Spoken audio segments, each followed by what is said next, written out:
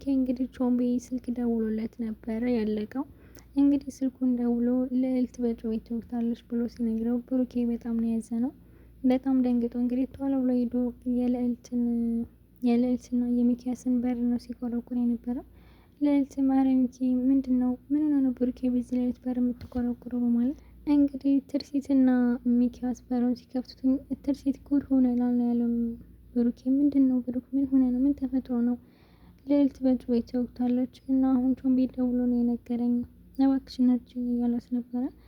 ሰላም ሰላም ውድ ቤተሰቦች እንደምን አላችሁ? ካያ በክፍል 18 ይዤላችሁ መጥቻለሁ። እንግዲህ በክፍል 17 ልዕልትን የሚያስፈራሯት ሰዎች ነበሩ። ከዚህ በፊት እንግዲህ አስፈራርተው ስልኳን ቀምተው በ24 ሰዓት ውስጥ ሀሳቧን እንድታሳውቃቸው ነግረዋት ነበረ። እሷ ግን ይሄንን ጉዳይ አላቆምም።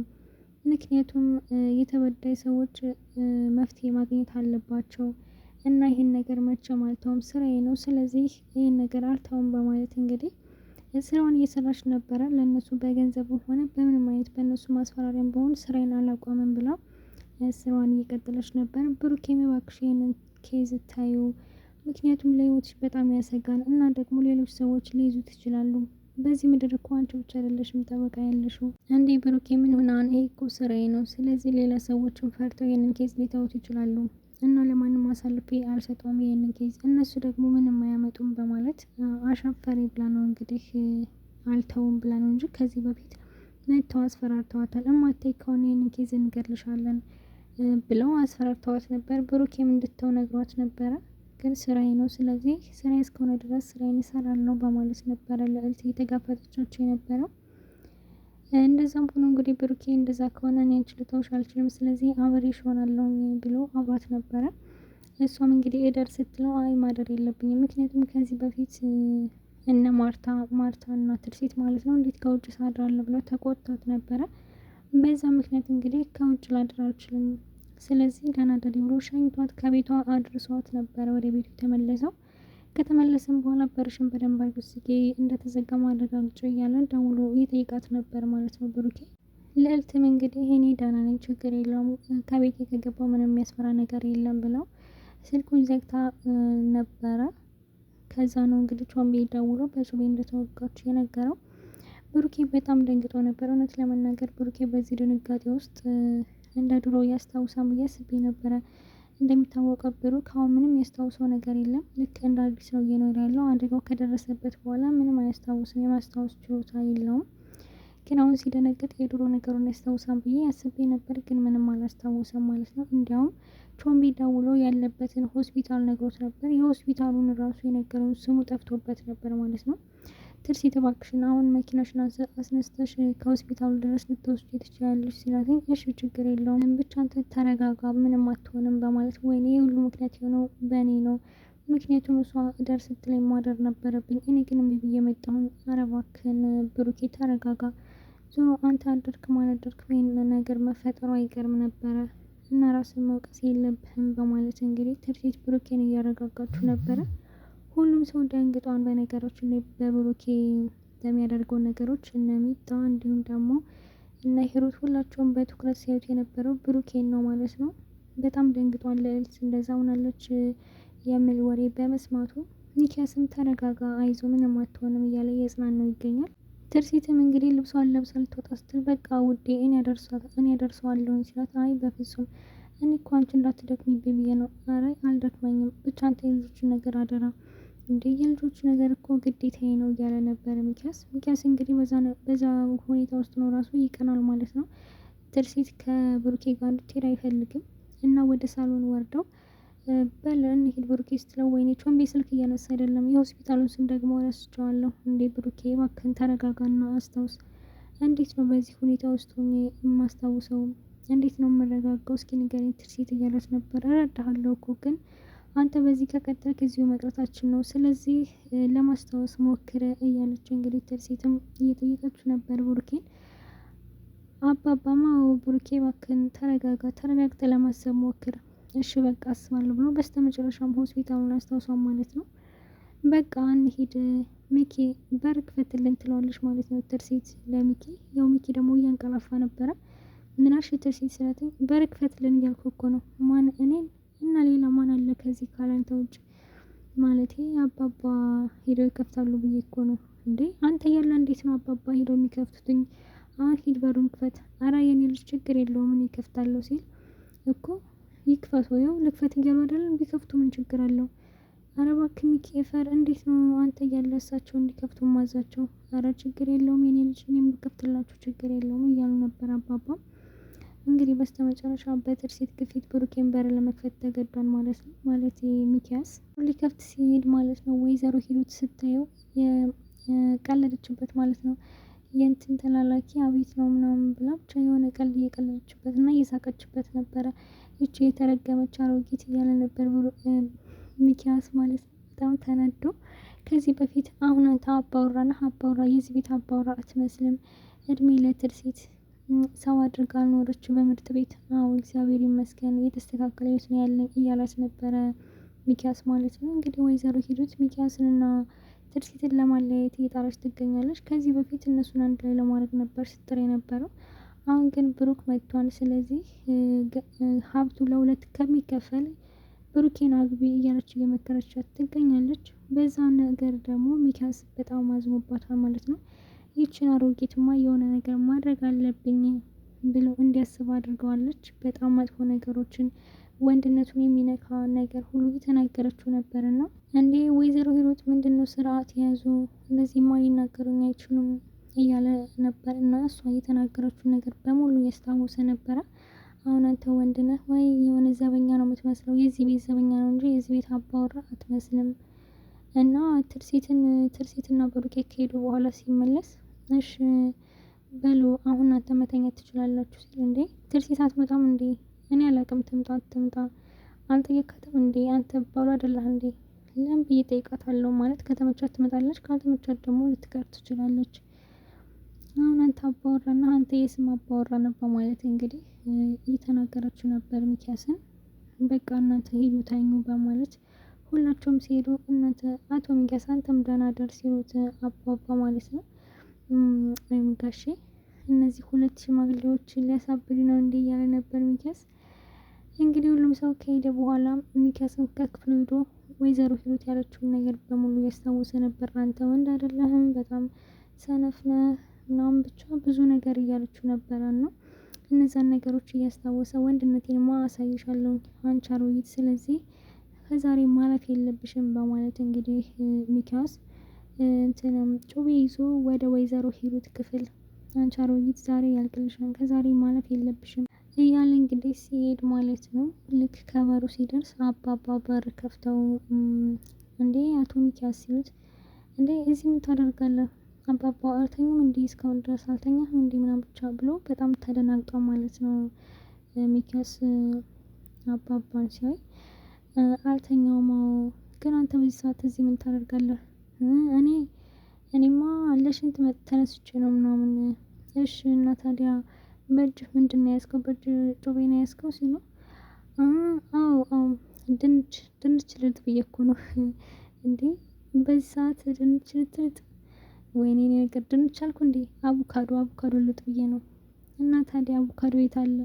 እንደማየው ከሆነ አቮካዶ እጅ ላይ አይታየኝም። ወይኔ አቮካዶንማ ከክፍሌ ወስጄዋለሁ። ስለዚህ ለመላጥ ነው ጩቤውን የያዝኩት እንዴ። እና ለምንድነው ወይዘሮ ሂሩት ክፍል የቆምከው? ወይዘሮ ሂሩትም እኮ ትበላ እንደው ልጠይቃት ብዬ ነው እንዴ በዚህ ሌሊት? አዎ ምናልባት ትበላ ከሆነ ያው አብሮ መብላት ባህላችን አይደለ ጋሽዬ? እሱማ ልክ ነህ፣ እንደው ነገ ይደርሳል ብዬ ነው እንጂ በዚህ ሌሊት እንዴት ይበላሉ ካንተ ጋር በማለት እንግዲህ ጋሼ እየተናገሩት ነበረ ሚኪያስን። ሚኪያስም እንግዲህ በጣም ደንግጦ ስለነበረ የሚናገረውን ነገር አያውቀውም ነበር ማለት ነው። በቃ እንግዳውስ እርስዎም ደህና ደሩ፣ ግን እባክዎትን እኔና እርስዎ እዚህ ጋር ያወራነውን ነገር ለማንም እንዳያወሩ። ማለት ለምንድነው የማላወራው? አሁን ሄደው ለሰው ቢናገሩብኝ ሁልጊዜ ኩሽና ለኩሽና እየተርመጠመጥኩ ሌሊት ምግብ የሚበላ ይመስላችኋል? ምን አሻቢ ይመስላቸው? አይ ያው ከሰው አፍ ከምገባ ምን አለ እርስዎ ዝም ቢሉ። እሺ ግድ የለም ዝም እላለሁ በማለት እንግዲህ ጋሽም ወደ ክፍላቸው ሊሄዱ ሲሉ በቃ ደህና ደሩ ያለ ሚኪ እንግዲህ ጎንበስ ቀና ሲል እንዴ አቶ ሚኪያስ እሺ ምንድነው ጋሼ ይናገሩ? አይ ተው ትቼዋለሁ። ኧረ ይናገሩ ግድ የለም ዛሬ በጣም በትህትና ነው እያናገርከኝ ያለው እና ይሄን ጸባይህን በጣም ወድጄዋለሁ ጋሽ። ያው እኔ እኮ ሁል ጊዜ ጸባዬ እንደዚህ ነው፣ ግን ስናድር ነው እንደዛ የማዋራው በማለት እንግዲህ ሚኪያስ እንግዲህ ለጋሽ ተሾመ ምንም አይነት ክብር የለውም ማለት ነው። በጣም ያንጓጥጣቸዋል ምናምን ነገር ምንም ክብር የለውም። ግን እዛ ጋር ቢላዋ ይዞ ወይዘሮ ሂሩት ክፍል በር ላይ ስላየው ደንግጦ ነው እንደዛ በትህትና ሲያዋራቸው የነበረው። እሳቸውም እንግዲህ ነቅተውበታል። ግን ያው ክፉ ነገር አላሰቡም። ወይዘሮ ሂሩትን ሊወጋት ነው ምናምን ብለው አላሰቡም። ልክ ሚኪያስ ያለውን ነገር አምኖታል ማለት ነው። ለማንም እንዳትናገር አላቸው። እሳቸውም እሺ ብለው ዝም ነው ያሉትኝ። ወይኔ ይሄ የማይረባ ሽማግሌ ደረሰብኝ እያለ እንግዲህ ሚኪያስም ያሰበው ሳይሳካ ተናዶ ወደ ክፍሉ ሄዷል ማለት ነው። በዚህ በኩል ደግሞ ሚጣና አባባ አዝነው ይገኛሉ። ወይኔ እንደች ልጅ እንደው ስታሳዝን ምን አይነት ጭካኔ ነው! እንዴት አይነት ነገር ነው የደረሰባት እያለ እንግዲህ አባባም እያዘኑ ይገኛሉ። ኧረ ተኛ አባዬ ተኛ በቃ። እንዴት ብዬ ነው የምተኛው እንዴ? በትንሹም በትልቁ ተጨንቀህ እንዴት ትችለዋለህ? ምን ላድርግ ብለሽ ነው? የኔ ልጅ እኮ ተፈጥሮኝ ነው። ትርሲትና ብሩኬ ደግሞ ሆስፒታል ደርሰዋል ማለት ነው። እንግዲህ እስካሁን ድረስ አልነቃችም ልዕልት እያለችውን ቢለ ብሩኬ እየነገረው ነበረ። እንዴት አልነቃችም ብለው ዶክተሩን ለማናገር ሞክረው ነበር እና ዶክተሩን ሲያዋሩት ደም ያስፈልጋታል እና የእሷ ተመሳሳይ ደም ደግሞ ጨርሰናል ሆስፒታላችን የለም እና እናንተ ልትለግሱ ከቻላችሁ ደማችሁ ተመሳሳይ ከሆነ ከሷ ጋር ታዩ በማለት እንግዲህ ነግሯቸው ነበር። ሶስታቸውም ሲታዩ እንግዲህ የተመሳሰለው የትርሲት ነው ማለት ነው። የትርሲት ከልዕልት ጋር ተመሳስሏል። በሚያሳዝን ሁኔታ የሁለታቸው አልተመሳሰለም። ከዚህ ውስጥ ግን የአንድ ሰው ተመሳስሏል። የማን ነው? የወይዘሮ ልዕልት ተመሳስሏል። የወይዘሮ ትርሲት ከልዕልት ጋር ተመሳስሏል ብሎ ዶክተሩ ሲነግራቸው እንዴ በጣም ደስ ይላል እና ታዲያ የኔ ከተመሳሰለማ ሀሪፍ ነው ስትል ልዕልት ማለት ልዕልትን አካፍኝ ትወጣልኝ ትርሲት ማለት ነው። እና ወይዘሮ ትርሲት ለልዕልት ደም ለመለገስ ፈቃደኛ ነሽ እንዴ? ምን ጥያቄ ያለው ፈቃደኛ ነኝ አዎ በማለት እሺ አሁን ማድረግ ያለብን ነገር እናድርግ ብሏል። ልትሄድ ስትል ብሩኬ ትርሲት በጣም ነው የማመሰግነው በእውነት ያንቺን ውለታ እንዴት እንደምከፍለው አላውቅም። እንዴ ብሩኬ ምን ማለት ነው? ይሄ እኮ ግዴታዬ ነው። መቼስ በሞትና በህይወት መካከል ሆና አልተዋትም።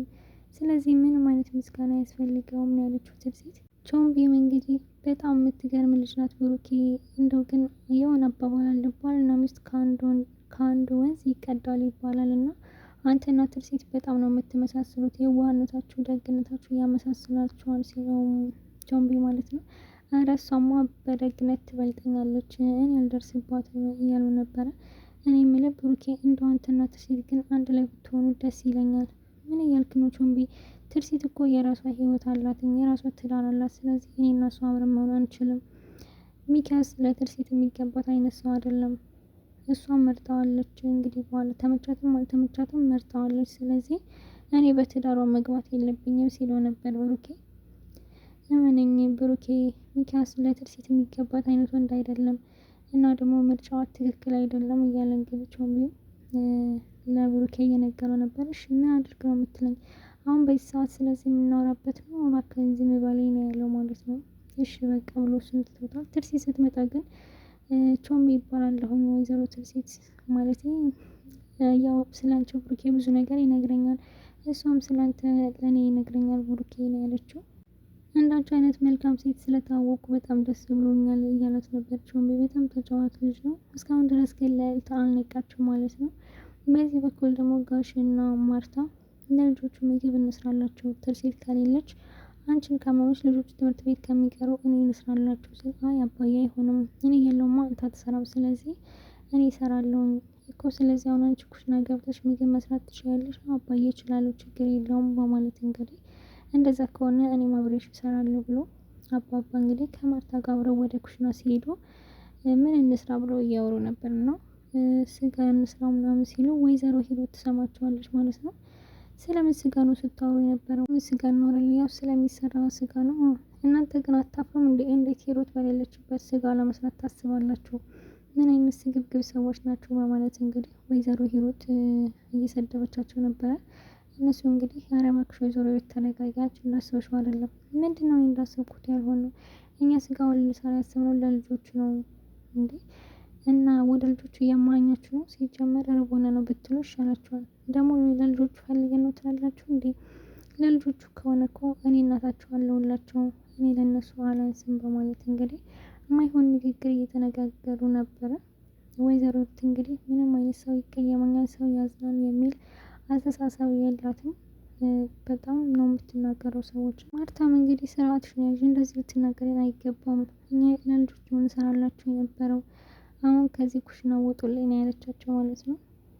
እንወጣልሻለን ብላ እንግዲህ ቆይ ግን ወይዘሮ ሂሩት ለምን ከኔ ጋር አያወሩም ሲሏት አባባ አንተም ኮንክ እሷ አንድ ናቸው ነው ያለችው። ስነ ስርዓት ሲሆን ሴትዮ አባቴ እንደዚህ ልትናገር አይገባም እያለች ነበር ማርታ። አንቺ ልጅ አሁንም ጥጋብሽ አልለቀቀሽም እንዴ? ለምንድን ነው እንደዚህ የምታዋሪኝ? አባባም እንግዲህ ማርታ የኔ ልጅ በቃ እንሂድ ብሎ ማርታን ይዞ ነው የወጣው ማለት ነው። እሺ በቃ እንዳልሽ ይሆንልሽ ብለው አባባም ልጃቸውን ይዘው ከኩሽና ወጡ። በቃ አባዬ ይቺን ሴትዮ የሆነ ነገር ማድረግ አለብኝ። የኔ ልጅ ምን ማድረግ ይቻላል? እባክሽ መታገስ ነው ያለብሽ። ዝም በያት፣ እሷ እንደ ሳታረድታን ነው። እኛ ደግሞ ለልጆቹ ነው መሰራ የነበረው። ስለዚህ ምንም አትናደጅላት በማለት እንግዲህ ማርታን እያጽናኗት ነበረ። እንደዚህማ መሆን የለበትም አባዬ፣ እኔ ደሃ ነኝ እንጂ ማንም ሰው ክብሬን ዝቅ አድርጎ እንዲያዋርደኝ አልፈልግም። በድህነቴ ማንም እንዲያሸማቅቀኝ አልፈልግም በማለት እንግዲህ ማርታ ተናዳ አባቷን እያዋራችው ነበረ። እሷም እንግዲህ እኔ ልጅ ምን ማድረግ እንችላለን? መታገስ ነው ያለን አማራጭ። ይቺ ሴትዮማ ስርዓቷን ካላስያዝኳትም እንደዚህ እኔ አልቀመጥም፣ ከዛ ውጭ ከዚህ ቤት እወጣለሁ እያለች አባቷን እያስፈራራቻቸው ነበረ። ልዕልት ደግሞ በዚህ በኩል ዶክተሮቹ ሲጠየቁ እንዳልነቃች ለእነ ብሩኬ ተነግሯቸዋል ማለት ነው። ከፍተኛ አደጋ ስለደረሰባት አሁንም ድረስ ኮማ ውስጥ ነው ያለችው፣ በዛው ልትቀጥል ትችላለች፣ ለብዙ ጊዜ ልትቆይ ትችላለች ብሎ በሚያሳዝን ሁኔታ ዶክተሩ ነግሯቸዋል ማለት ነው። ውዶች እንግዲህ በክፍል 18 ይመስላል። በክፍል 19 እስከምንገናኝ ድረስ ቸር ሰንብቱ።